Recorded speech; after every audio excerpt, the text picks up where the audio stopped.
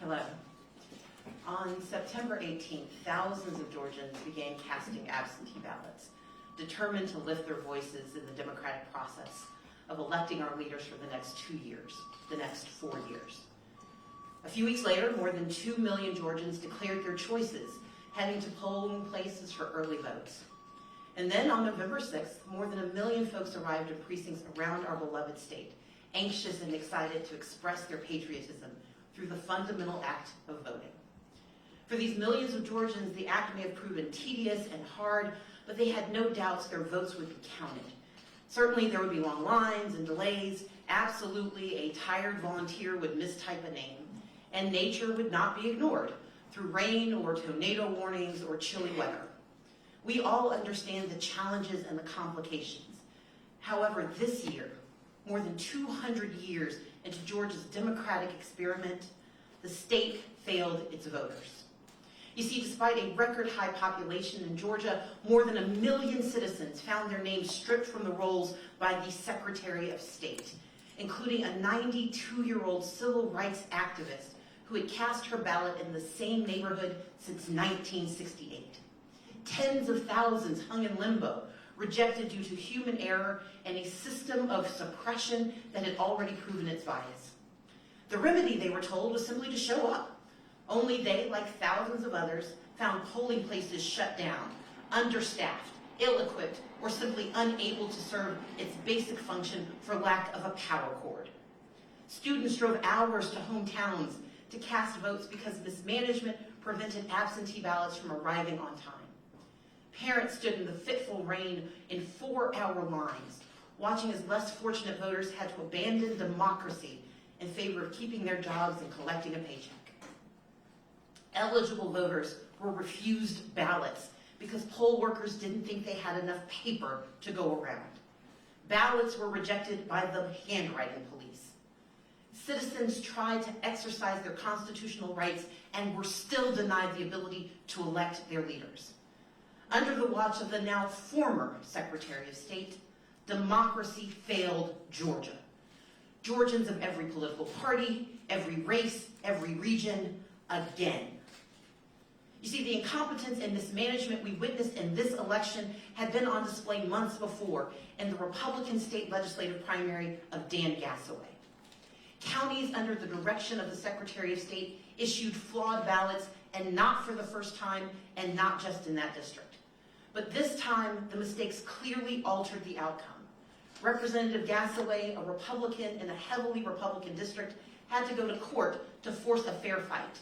And therefore, on December 4th, tucked between the runoffs for Secretary of State and the Public Service Commission, for one community, there will be justice in the process. Win or lose, the people in his district will finally have a say. Many of the same Republicans cheered on Representative Gasaway when he filed his lawsuit.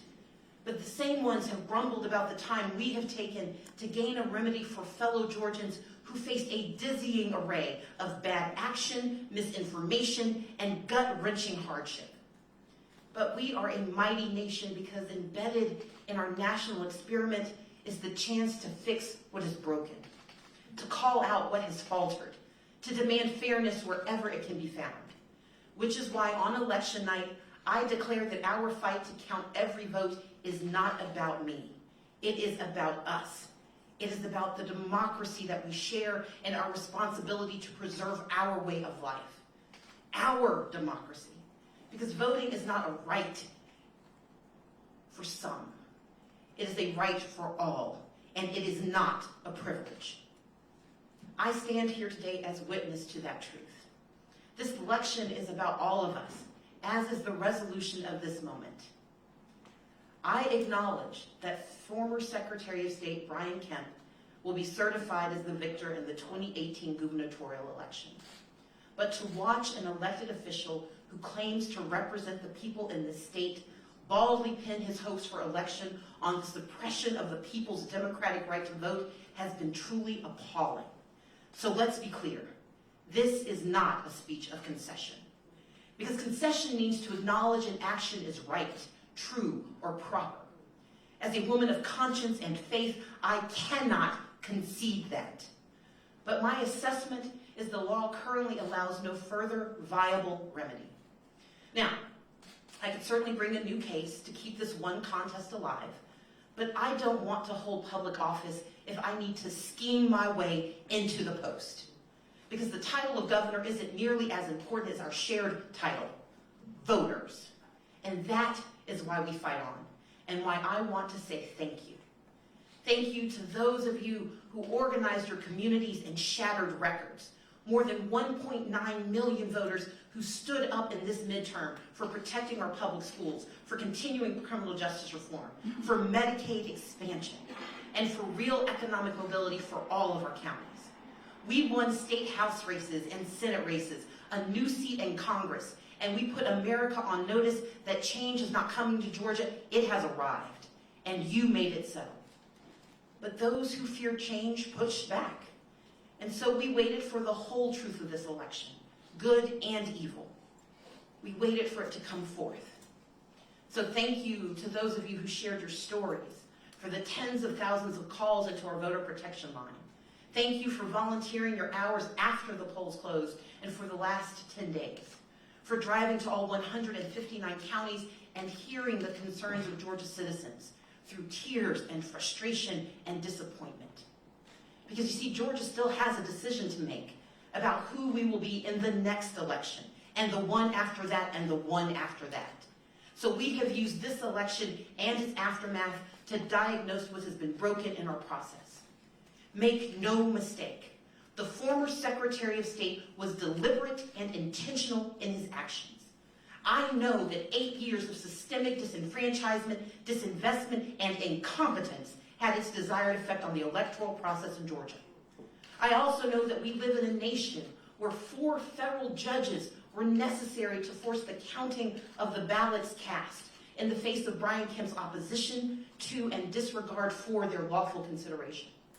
I know that millions of Georgians, of Americans, of goodwill, and various partisan beliefs, they are enraged by these truths.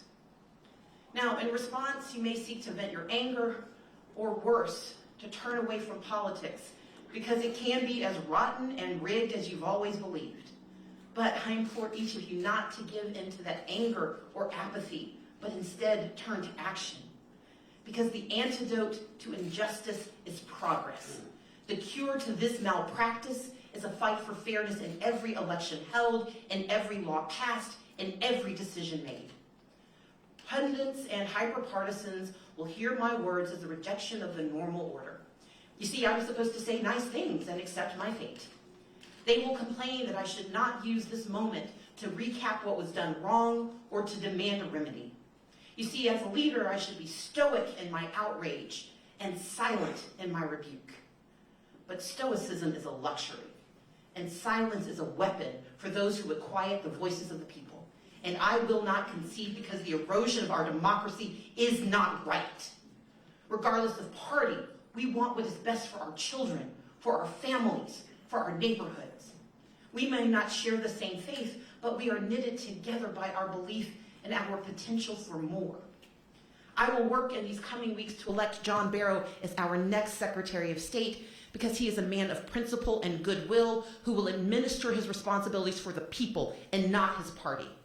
I will work to elect Lindy Miller as our next Public Service Commissioner, where she will speak for those who have been ignored for too long. And I will pray for the success of Brian Kemp, that he will indeed be a leader for all Georgians, that he will pledge to fight for the rights of those who disagree with him, and that he will keep his promises, that he will refuse the call of those who see how close this election really was, because we know that some are going to propose to make voting even harder. They see voter engagement in communities of color and they cry fraud, or they lie about the cost of democracy to justify closing more polling places.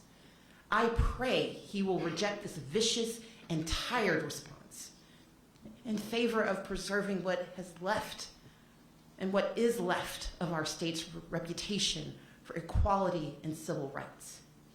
But I will not leave it to prayers alone.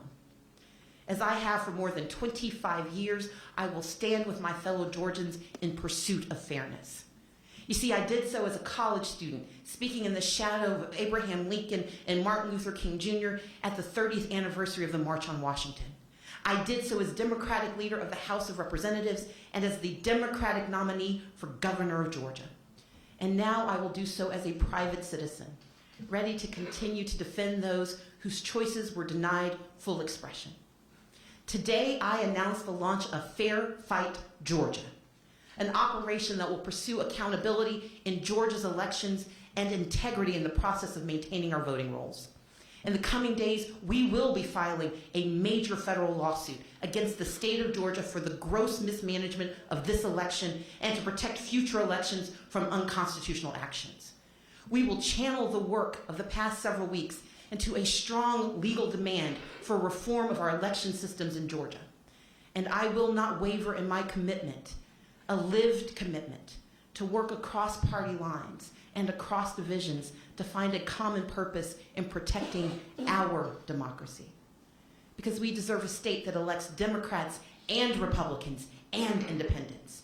We deserve a state that elects leaders who will not tolerate the erosion of our values. Fair Fight Georgia. Because these votes are our voices.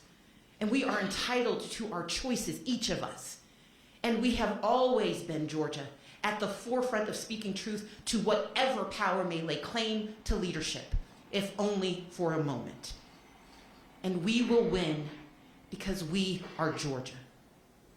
And I promise you, we will get it done. Thank you.